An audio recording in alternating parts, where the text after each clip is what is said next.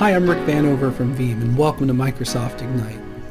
I spend a lot of time on the product strategy team helping organizations fend off ransomware, and one of the best ways to do that is with backup. When ransomware comes in, the only option you have is to recover data. So I'm going to show you some tips here that I've seen and how you can mitigate some of these threats through better backup. Let's jump into it. So the first thing I want to highlight is I've written a new white paper on this topic. If you want to check this out, go to vee.am/ransomware series papers. There you can find this new white paper I wrote, really comprehensive, good stuff, everything A to Z, what you'll need. I'm also going to cover a couple options here about some best practices and cybersecurity framework, immutability technologies, and more. This is the advice you need to beat ransomware, and it really all starts with doing an awesome backup. No better place to do that than with Veeam. So I'd like to introduce a mindset that we've taken here at Veeam in regards to ransomware, and it really is around aligning to the cybersecurity framework. So let's take a look at that. So this is the NIST cybersecurity framework. This is a really good way to think about dealing with cybersecurity incidents. And if you think about ransomware, or any data you care about, honestly, if it's subject to being attacked by ransomware, this collection of 5 critical functions will allow you to keep it really protected. So the first thought is identifying data that you care about. You can't go through the rest of these functions without identification of what you have. Same thing with protection. We can't protect what we don't know about. If we have a detection issue, then we need to kick in some plans, responding and recover. Right? So this is a mindset, and I'm simplifying it, but cybersecurity experts think about this very specifically. And when I look at what backup capabilities are in the market, these are Veeam capabilities basically mapped to these functions. Everything from just identifying what data we have with Veeam 1, for example, and then protecting it. So many options to protect data with Veeam today. Detection is really important as well. Veeam has some built-in APIs, alerts, and things like that. For example, if we see anomalous activity on a Hyper-V cluster, such as sustained writes and high disk activity or high amounts of uploads, that could be ransomware. There's a built-in alarm that you can do to have some visibility there. There's also some orchestration options with Veeam where you can have predefined recovery plans that are really going to help you respond correctly. And at the end of the day, the recovery, getting the data back in all of the versatile ways that Veeam has, those are really important. I'd highlight that response and detection are impact opportunities in the market, and I have worked hard to tell the story for Veeam around that, but anything you do in cybersecurity, these are going to be 2 very important ones. So let's talk a little bit about the landscape, what we're seeing in the market today. I've seen that remote work has had an impact. Exfiltration is still something to watch. Dwell time is something to watch where ransomware sits and assesses for a bit. But there's also new threat vectors. I've even seen one ransomware go into Discord, for example, and they're not necessarily big, massive threats yet, but I think that the threat actors are looking at those different views and technologies. And also I think that there's many perspectives on incident reporting. Do you report it? I do think you should, but give some thought about that in case you ever have to deal with ransomware. And then also post-incident improvements. What do you do afterwards? Those are things to watch as well. Now, I also have a really great secret weapon here, and that's Veeam support. They deal with support cases with ransomware very often, and I love talking to them about, hey, what do you want to tell to the audience so that we don't have any type of hurdles when it comes to recovering data. So I've aggregated that perspective from them, and here are some of those top tips. The number one thing I consistently see from the customer support team about dealing with ransomware is that organizations are not dealing with the 3-2-1 rule seriously. And I'm going to come back to that here in a second, but make no mistake, the 3-2-1 rule and the way I position it later with the immutability options, those are by far the most effective ways to drive data recovery in a ransomware scenario. When I talk to professionals who deal with it every day that don't have positive outcomes, it's because the 3-2-1-1-0 rule was not followed. Next tip is around encryption of backups. I see a lot of times people encrypting backups intentionally, meaning, hey, let's put it in Azure and let's encrypt it, like with Veeam encryption. Good, but don't lose that password, because you might be in a situation where if you have lost everything on premises and you have all of your Azure data in a blob container, well, what if I don't have that Veeam password to pull it back? Well, you got to hold on to that. And another very important piece of advice is to have some account boundary separation. So don't use domain administrator for all the things. Not a good idea anymore. Next thing, use multi-factor authentication wherever you can. I think that's a really good way to drive additional layers of protection. Additionally, I would say go so far as to put your backup infrastructure not on the internet. That's also a good idea to help protect it. Here's a COVID special of sorts. We've seen a lot of organizations not taking tapes out of a library operationally. So threat actors may seek to take over a tape drive. Good idea to stick to the plan here on getting them out of the drive. And then also incident response is something that we see a lot of, where organizations might not be executing their response plan as accurately as they may have intended to. All right, so the next thing I want to highlight is a piece of storage advice. All right, so Veeam is a very interesting perspective here in the market.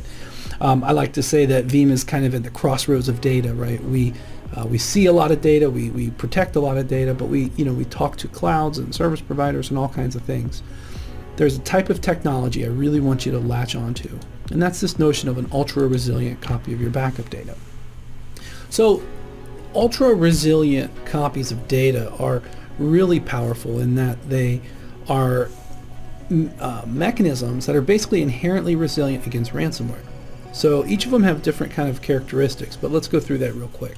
I really like tape media. Even nowadays, it's portable, it's offline, and if you have worm media involved and it's removed from a library, actually all at one time, that is both air-gapped, offline, and immutable. So it's very resilient. I also like talking about some of the different replication technologies, but it's really important to use different authentication for that. Some primary storage snapshots can help you out with some good stuff like NetApp, SnapLock, or Pure Storage Safe Mode snapshots, for example, or even on some backup storages. I've seen Exagrid's retention lock is a really good technique. But both of these two replicated and storage snapshots, they're not entirely always offline, immutable, or air-gapped, so you got to look specifically on how you're doing your replication, how you're doing your storage snapshots. Now these last four get to be really intriguing. Veeam Cloud Connect, for example, you can send your backups to Veeam Service Provider today, and you've been able to do this for a number of years, but we can do that with what's called insider protection. This is a mechanism where there's a copy of your backup data completely out of bounds from your own administrative boundary. It's actually meant for accidental deletion or malicious insiders, but it meets my criteria of being ultra resilient. You can also look into rotating hard drives, rotating media. In fact, this computer I talked to you on, Windows ejects the USB drive after it's done, so the backup immediately goes offline. You can do that for free at home, by the way, with a Veeam agent for Windows. And then immutable backup data, cloud targets are a great candidate for this, as well as some on-premises unified storage systems. Veeam has a whole Veeam Ready immutable object storage list. And then kind of the new fancy one here is the hardened Linux repository, where you can have a Linux system write Veeam backups with the immutability flag. So it's good stuff. So if you like that, you might want to check this out. We have a cool paper on that. You can scan that QR code. Hannes and our product management team has written up this great paper, and I think it is a really good way to start. You can have immutability really with no additional Veeam cost. This is definitely a must-have nowadays. So immutability is one thing, and these ultra resilient copies are another, but what I really want to drive home to the market is this rule to live by, the 3-2-1-1-0 rule. Now at Veeam, we've taken this 3-2-1-1-0 rule and tried to do a little bit more with it, and the reality is that this was built in the digital photography world, but it actually has many very practical implications here today.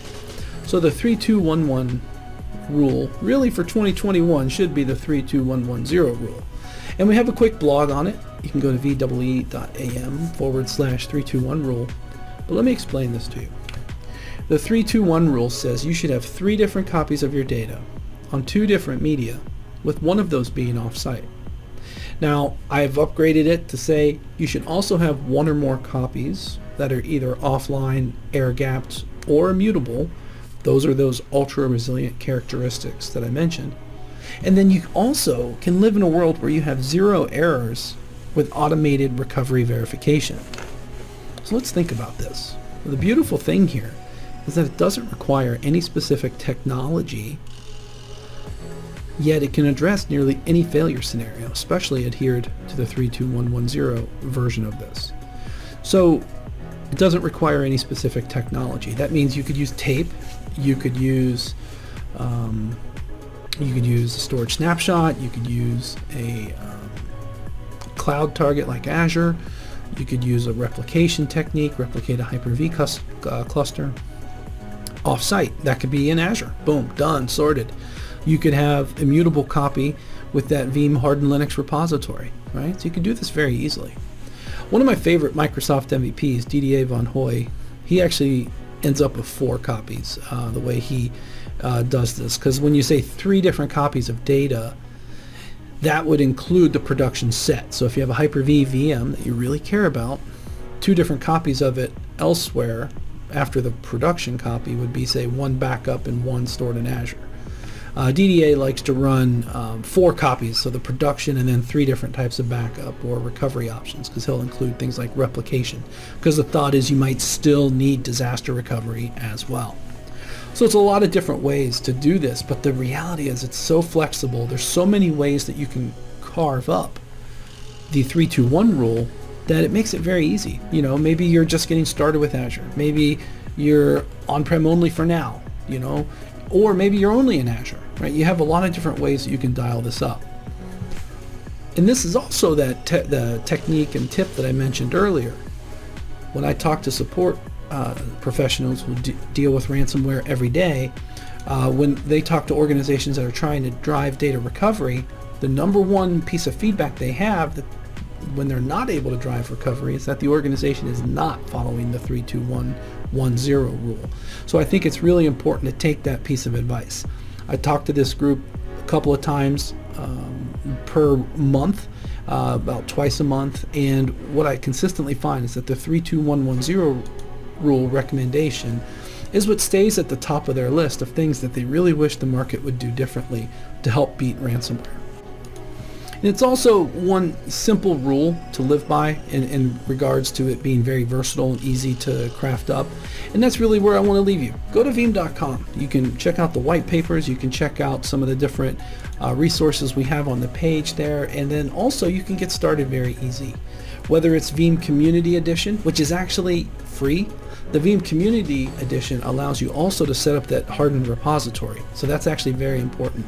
And then also you could check out the free Community Edition of Veeam Backup for Microsoft 365.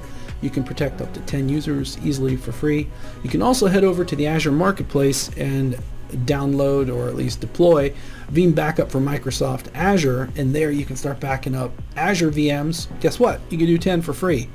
And then the magical thing is that if you wanted to, you might need to buy a license or get a trial or an NFR, but you could actually have full control of your Azure VMs backups and your on-premises backups, and you could really get into some very advanced data management techniques. And it all starts at Veeam.com. So if you have any questions, just hit me up on Twitter at Rick Vanover with some of the things you want to do better. But remember one thing. Remember that 3-2-1-1-0 rule. It's important, and I want you to remember it. That's why I've showed it a million times, because it is that important.